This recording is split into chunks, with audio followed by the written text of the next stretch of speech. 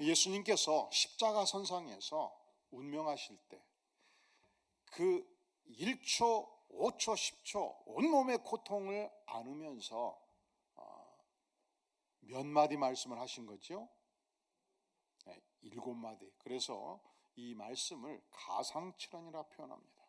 이 7마디 말씀 안에 기독교의 중요한 진리, 그리고 주님이 우리에게 보여주시는 아름다운 사랑이 담겨 있는 만큼 우리가 함께 이 말씀을 묵상 중에 있습니다. 첫 번째 말씀 기억하시나요?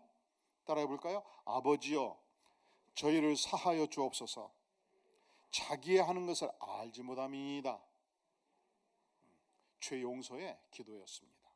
두 번째 말씀 따라해 볼까요? 오늘 내가 나와 함께 낙원에 있으리라. 우리가 구원받는 것은 행위로 내 인격이 위대해서 내가 하나님께 바친 것이 많기 때문에 공로로 구원받는 것이 아니고 죄사함을 믿을 때 믿음으로 구원받는 이 위대한 진리, 구원의 선언을 하신 말씀입니다. 기독교 신앙의 가장 중요한 두 기둥을 우리 주님께서 십자가 선상에서 확인해 주셨습니다. 오늘 세 번째 말씀입니다. 이 말씀은 지극히 개인적인 말씀입니다. 사적인 영역의 말씀으로 느껴집니다. 그런데 이 말씀은 전 인류를 향한 주님의 사랑이 어떤 사랑인가를 충분히 여실히 보여주는 말씀입니다. 이 말씀은 마태, 마가, 누가, 요한 이 사복음서 중에서 사실은 많은 본문이 겹쳐요. 왜냐하면 예수님의 제자들이 예수님의 생애를 묘사할 때 진짜 중요하다고 생각하는 것은 같이 느낄 수 있기 때문에. 그런데 이 말씀은 요한복음만 기록된 말씀입니다. 동시에 이 말씀은 12 제자 중에서 딱 한 제자 요한만 귀로 들었던 말씀입니다. 동시에 이 말씀은 요한 사도가 예수님을 배신하고 돌아왔을 때 주셨던 말씀인 만큼 얼마나 우리 주님께서 요한을 사랑하시고 얼마나 신뢰했는가를 보여주는 영광스러운 말씀이기도 합니다. 우리 예수님은 마지막 십자가 선상에서 운명하시기까지 그 십자가를 안고 골고사 언덕으로 올라가서 십자가를 지셔서 운명하시기까지 수많은 등장인물들이 있습니다. 그런데 놀랍게도 한결같이 우리 주님께서는 십자가를 지실 때 만났던 그 모든 영혼들을 향하여 주님이 보실 수 있는 최선의 사랑을 보여주셨습니다. 첫 번째 등장인물, 놀랍게도 성경에서는 백성들이 예수님을 지켜보았고 백성들이 예수님을 따르고 있다고 표현하고 있습니다. 우리 예수님께서 직접 사실은 십자가를 져야만 했습니다. 지고 골고다 언덕을 올라가셔야죠. 문제는 예수님께서 십자가를 지시고 골고다 언덕을 걸어가야 될 때 이미 로마 군병들에 의해서 충분히 온몸을 매질 당하셨습니다. 이미 피투성이가 되셨습니다. 기진맥진하셨습니다. 한 몸 스스로 걸을 힘도 없었습니다. 그러니까 예수님이 온몸이 피투성이가 되었고 한 몸 스스로 걸을 수 없는 상태였기 때문에 예수님을 못 박을 십자가를 질 힘이 있었겠습니까? 없었겠습니까? 없지요. 불가능했지요. 그런데 그 당시 지배 국가였던 로마 국가의 군병들은 피지배 민족이었던 유대인들을 향해서 필요시 식민지 백성들을 향해서 필요시 직접 사람을 징발할 수 있는 권한이 있었습니다. 마침 예수님 곁에 건장한 젊은이가 있었습니다. 구레네 출신의 시몬이었습니다. 갑자기 한 군병이 그를 징발했습니다. 너가 십자가를 져라. 엄격결에 이 구레네가 예수님의 십자가를 지고 가는데 그 짧은 시간, 우리는 예수 믿고 제대로 인간 되는데 3년, 5년, 10년 이렇게 걸리잖아요. 그런데 그 짧은 시간 예수님의 눈빛을 보면서 그 많은 고통을 안고 저들을 용서하여 주시옵소서 외치는 이 음성을 들으면서 예수님 안에 있는 이 위대한 사랑과 은혜를 체험하면서 초대교회 중요한 인물로 구원해 주신 시몬이 쓰임받게 됩니다. 바로 그 현장에 뭇 백성들이 서서 구경하고 있었습니다. 뭇 백성들이 예수님을 조롱하고 있었습니다. 이 뭇 백성들은 처음 예수님이 예루살렘 성에 입성할 때 호산나 찬양하려다 박수를 쳤던 자들이었습니다. 그러나 만약에 예수님을 살릴 수 있다면, 혹은 밀란을 일으켰던 살인자 바라바를 살릴 수 있다면 둘 중에 하나를 살릴 수 있는 권한이 그 시대 관습상 있었습니다. 빌라도가 묻습니다. 백성들 안에서 묻습니다. 예수를 살릴 것인가 바라바를 살릴 것인가 너희가 결정하라. 백성들은 바라바를 살려라 외치고 외칩니다. 백성들은 예수를 십자가에 못 박아라 외치고 외칩니다. 그것을 우리 주님께서 직접 들으셨습니다. 백성들이 침뱉었습니다. 백성들이 돌팔매질을 했습니다. 백성들이 죽이라고 외쳤습니다. 그럼에도 불구하고 우리 주님은 십자가 선상에서 저들의 죄를 용서하여 주시옵소서 끝까지 용서의 기도를 하셨고, 끝까지 사랑하셨고, 끝까지 은혜를 베풀어 주셨습니다. 우리 주님께서 십자가를 지실 때 등장하는 두 번째 인물이 있습니다.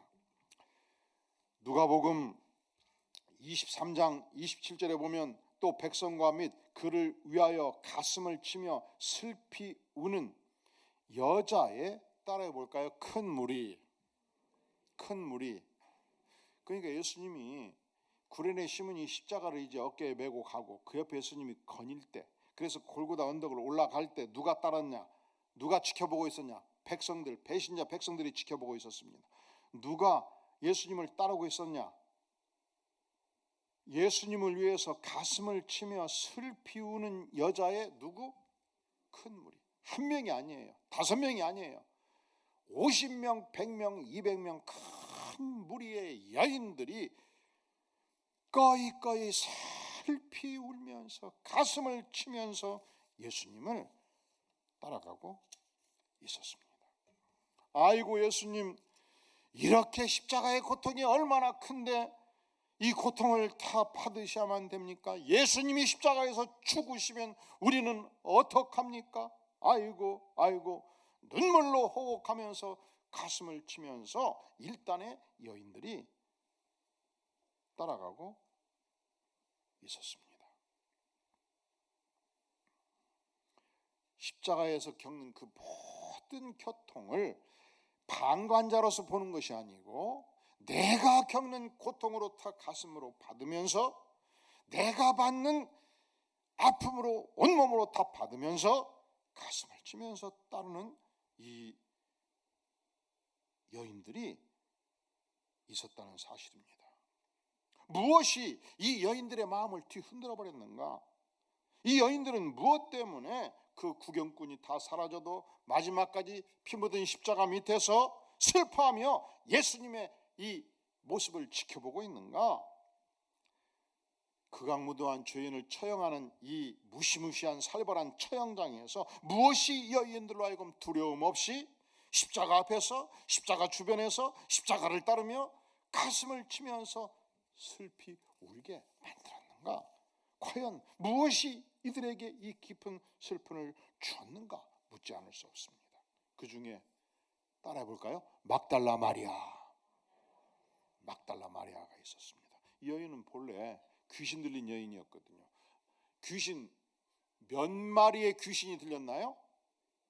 7마리 귀신. 그러니까 그 중에 한두 마리만 이 여인의 심령을 뒤엎어버리면 하루 종일 망상에 시달립니다. 동네 방네 다니면서 소리칩니다. 물건들을 다 엎어버립니다. 이 여인이 한번 귀신에 휩쓸리게 되면 미친 듯이 거대한 힘이 나와가지고 들을 수 없는 돌덩이도 들어버립니다. 그래서 동네를 뒤엎어버리면 주민들이 얼마나 고통하겠습니까? 그러다가 귀신이 잠잠해지면 정상적인 사람으로 돌아와요. 그때마다 이 여인의 친구가, 이 여인의 이웃들이 너가 어저께 어떤 일을 했고, 너가 어저께 어떻게 다 누구 집을 망가뜨렸고, 내가 소망 없는 년이구나, 내가 미친 년이구나, 내가 죽어도 싸구나. 그래서 가족도 이 여인을 포기해버린 인생이었습니다. 그런데 어느 날 예수님께서 찾아오셨습니다. 예수님께서 나를 만져주셨고, 예수님께서 7 귀신 모두 쫓아내 주셨습니다. 예수님께서 정상의 인간을 만들어 주셨습니다. 예수님께서 살 소망을 주셨습니다. 예수님께서 전적으로 창조주의 권세로 나를 새롭게 만져주셨습니다. 나는 이제 완전한 새로운 인생이 된 것입니다. 나의 모든 재산을 정리해서 내가 예수님을 따르기로 작정했습니다. 예수님이 고치시는 모든 병자들을 내가 먹이고 입히고 돕기 시작을 했습니다. 나만이 아니었습니다. 10사람, 20사람, 30사람 수많은 여인들이 전적으로 예수님의 사역을 돕기로 작정했습니다. 우리의 생애는 이제 마지막까지 예수님을 섬기는 것이 우리의 인생의 목표였습니다. 그런데 어느 날 예수님께서 붙잡히셨습니다. 그리고 온몸에 채찍을 맞으셨습니다. 그 고통을 함께 받으며 지금 막달라 마리아가 예수님을 따라가고 있었습니다. 그리고 단지 슬피 울 뿐만 아니라 가슴을 치고 호곡하며 예수님을 따르고 있었습니다. 너무 고통이 깊으면, 여러분 살다 보면 우리 뜻대로 안 될 때, 어떤 목표를 상실할 때, 내가 이끌어가는 기업이 부도위기를 만날 때, 내 자식이 절대로 그 길을 가지 않은데 끝까지 그 길을 간다고 고집을 필 때, 첫째로 여러분 그런 때가 있으면 잠이 안 오지요. 두 번째로 그런 때가 있으면 밥맛이 떨어져 버리죠. 그래서 주변에서 그래도 먹어야 산다고 자꾸 먹으라고 해서 미음 몇 개 먹었는데 다 토해버리죠. 도무지 이런 말이 무슨 말인지 모르면 아직 인생을 안 사신 거예요. 인생을 안 사셨어? 그럴 때 너무 슬픔이 있고 너무 고통이 깊고 너무 가슴 아래가 깊으면 이럴 때 그냥 굶어버리세요. 먹지 말고. 일주일 굶어도 인간이 살고, 일주일 굶어도 장 청소도 깨끗이 되고 죽지 않거든요. 이럴 때 극복할 수 있는 위대한 방법 2가지가 있어요. 위대한 방법. 첫째로, 근데 왜 이렇게 집중을 잘하셔요? 여러분들이 고통이 있나요? 첫째로, 교회 와서 이 본당이 가장 은혜스러운 것은 아무리 소리쳐 외쳐도 동네에 들리지 않는 교회라는 사실이에요. 그냥 목청껏 2시간, 3시간 기도해 보세요. 이상하게 풀립니다. 중언부언 기도하는 거 아니고, 침묵으로 기도하는 거 아니고, 묵상으로 기도하는 거 아니고, 작은 목소리로 기도하는 거 아니고, 목청껏 주야 하면서 외쳐서 1-2시간 기도해 보세요. 반드시 가슴이 뻥 뚫리고 은혜를 받게 돼요. 아마 우리가 외쳐 기도할 때 성령이 내 가슴을 먼저 만져주지 않나 싶어요. 두 번째로, 항상 이렇게 집중을 잘하시기를 주의 이름으로 축원합니다. 기록 안 하셔도 돼요. 외워져 이것은.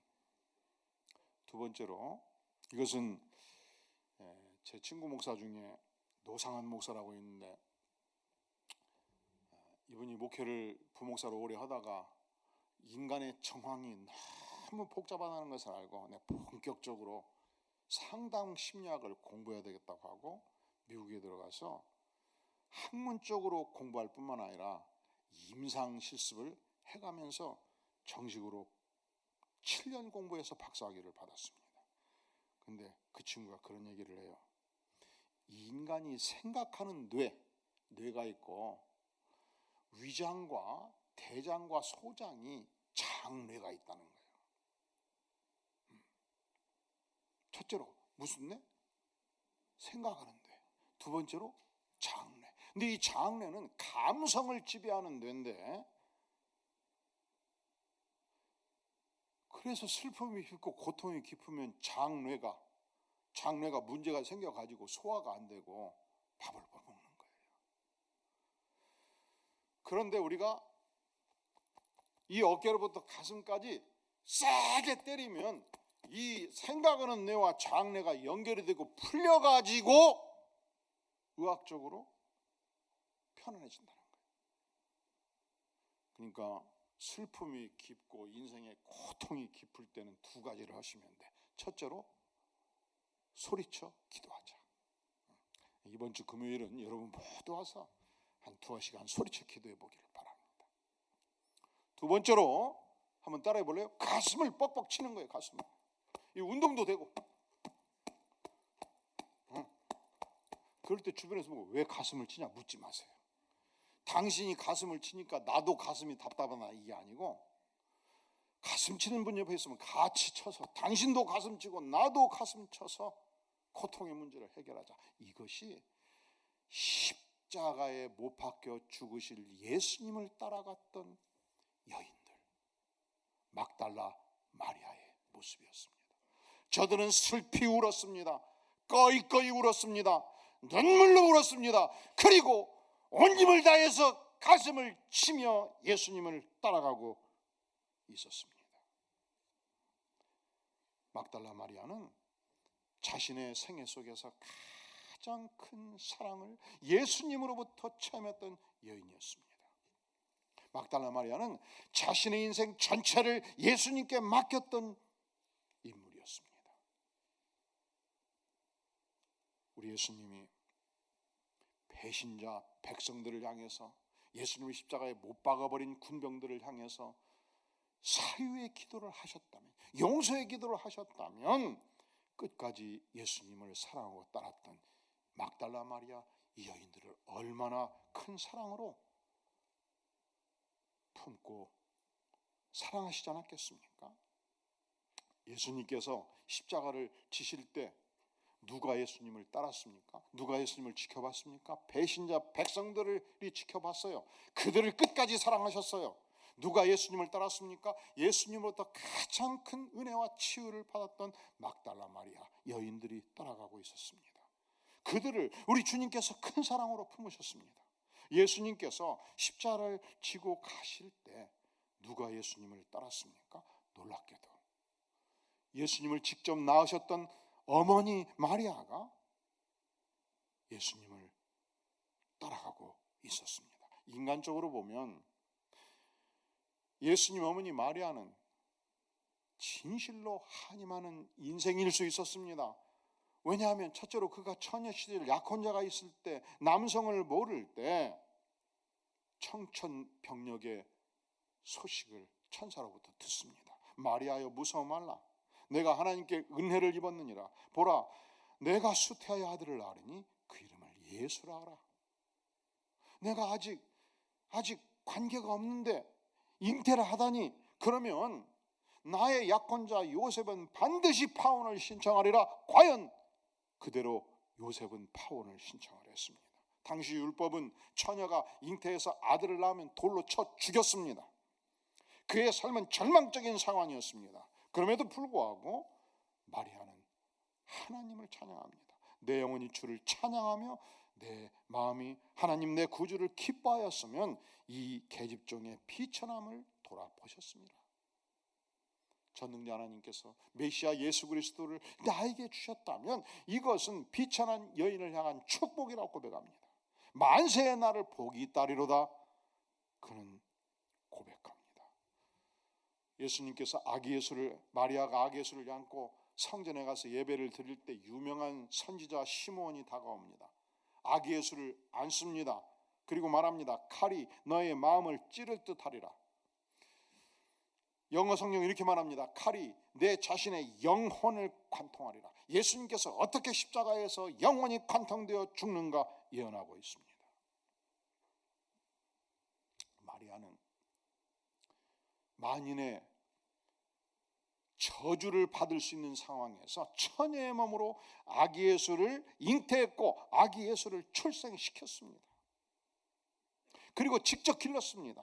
과연 아무 죄 없이 아름답고 순결하게 예수님이 자랐습니다. 하나님께서 부족한 인생 마리아 나를 통해서 메시아 예수 그리스도를 기르는 축복을 주셨습니다. 사랑 많은 아들이었습니다. 메시아였습니다. 그런데 어째서 나의 아들이요 하나님의 아들인 메시아가 십자가에 죽어야만 한단가? 그 아들 예수를 끝까지 따라가면서 어머니의 심령은 미쳐버릴 심정입니다. 고통의 극치입니다. 정상적인 정신을 가질 수가 없었습니다. 보통의 어머니라면 내 아들이 어느 순간 익사했다는 소식만 들어도 미쳐버리는 게 아닙니까? 그런데 그 아들이 처절하게 온몸에 채찍에 맞았습니다. 온몸에 피를 흘리고 있습니다. 십자가의 손목에 못을 박고 있습니다. 정경이에 못을 치고 있습니다. 그리고 서서히 피 흘려 죽어가는 모습을 지켜보는 어머니 마리아의 고통이 상상이 됩니까? 더구나 아무것도 도울 수 있는 힘을 상실해버린 어머니 마리아, 이 격심한 고통을 아들과 함께 겪는 이 상황 속에서 주께서 입술을 엽니다. 십자가의 세 번째 말씀, 여자여 보소서 아들이니이다. 이 여자여는 원문상으로는 귀부인에게 사용하는 극존칭입니다. 그러니까 이렇게 표현할 수 있어요. 어머님이시여 보소서 여기 아들이 있나이다. 나의 죽음을 슬퍼하지 마옵소서. 나는 부활해서 천상으로 갑니다. 이제부터는 나의 제자 요한이 어머니를 돌볼 것입니다. 가장 큰 고통의 현장에서 가장 큰 사랑을 어머니 마리아를 향해서 말씀합니다. 그리고 제자 요한을 바라봅니다. 요한은 스승인 예수님이 체포되어서 사형언도를 받을 때 틀림없이 제자 12명 다 죽일 것을 예상하고 함께 도망쳤던 자입니다. 그러니까 나 요한만 도망친 거 아니고 나머지 12제자 다 도망쳤어요. 왜냐하면 만약에 우리가 십자가를 따라가면 우리의 스승을 죽인 저들이 핵심 제자들을 모두 체포하지 않겠습니까? 그래서 같이 도망쳤습니다. 그런데 나머지 11제자와 다른 점이 있습니다. 요한은 양심의 가책 때문에 견딜 수가 없었습니다. 주님, 제가 살아남고자 도망쳤습니다. 예수님을 끝까지 따를 수가 없었습니다. 그런데 도무지 양심의 가책 때문에 견딜 수 없습니다. 제가 주님께로 돌아가면 주님께서 받아주시겠습니까? 그리고 갑자기 골고다 언덕을 향해서 전속력으로 달려가기 시작을 했습니다. 밀려 내려오는 군중을 밀치며 십자가 산상의 언덕을 향해서 달렸습니다.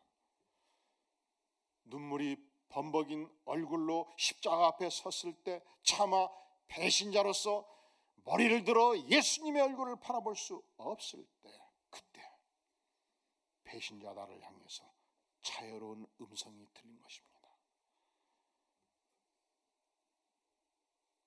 요한아 보라, 너의 어머니니라. 내가 십자가에서 죽고 부활하면 너가 평생 나의 어머니를 모시라. 요한은 배신자 자신을 향해서 끝까지 믿어주시는 주님, 끝까지 사랑으로 말씀하시는 주님의 은혜 앞에 감격했고 기쁨의 눈물을 흘렸지 않겠습니까? 성경은 표현합니다. 그 제자가 자기 집에 모시니라. 그 제자 요한이 평생 예수님의 어머니 마리아를 그 큰 사랑으로 모셨습니다. 제자 요한은 인생 후반기 터키 예베스 지역에서 목회합니다. 제자 요한은 12제자 중에서 가장 오래 살아요. 그리고 90이 넘어서 밤모습에 유배되지 않겠습니까? 오늘날도 터키 지역에 예베소 지역에 들어가면 그 거대한 예베소 교회에 머릿돌과 추추돌들이 남아 있습니다. 거기 가까운 곳에 마리아, 예수님의 어머니 마리아가 살았던 마리아의 집이 보존되어 있습니다. 이제 서양 문화는 돌 문화이기 때문에 때로는 도시 전체 유적이 살아있어요. 바울 사도가 방문했던 지역마다 4km, 8km, 12km 그 지역의 저작거리까지 다 돌로 남아있는 유적들이 있습니다. 바로 그곳에 사랑의 요한 사도가 마리아, 예수님의 어머니 마리아를 모셨던 그 유적 속에서 주께서 저들을 향해서 베푸셨던 사랑이 얼마나 컸던가를 직접 보여주는 유적이라 아니할 수 없습니다.